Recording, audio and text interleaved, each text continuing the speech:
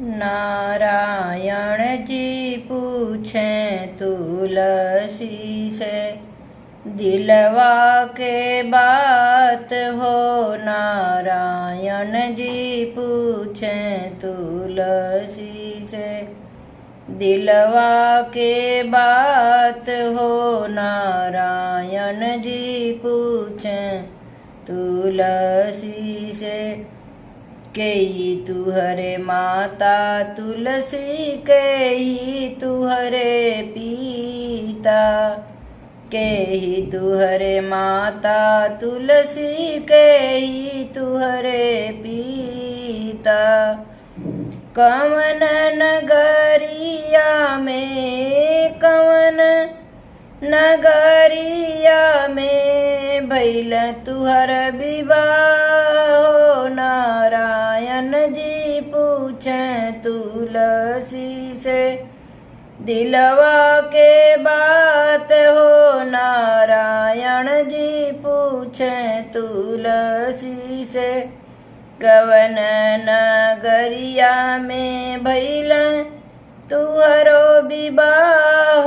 नारायण जी पूछे तुलसी से, दिलवा के बात होता। नारायण जी पूछे तुलसी से, धरती हमरो माता हई, मेघ हमरो पिता। धरती हमरो माता हई, मेघ हमरो पिता।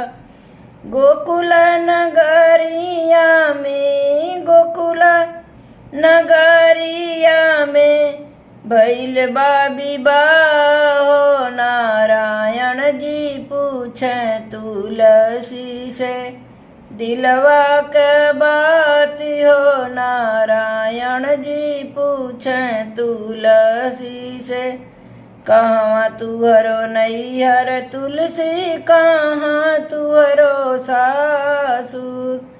कहाँ तुहरो नैहर तुलसी, कहाँ तुहरो सासुर।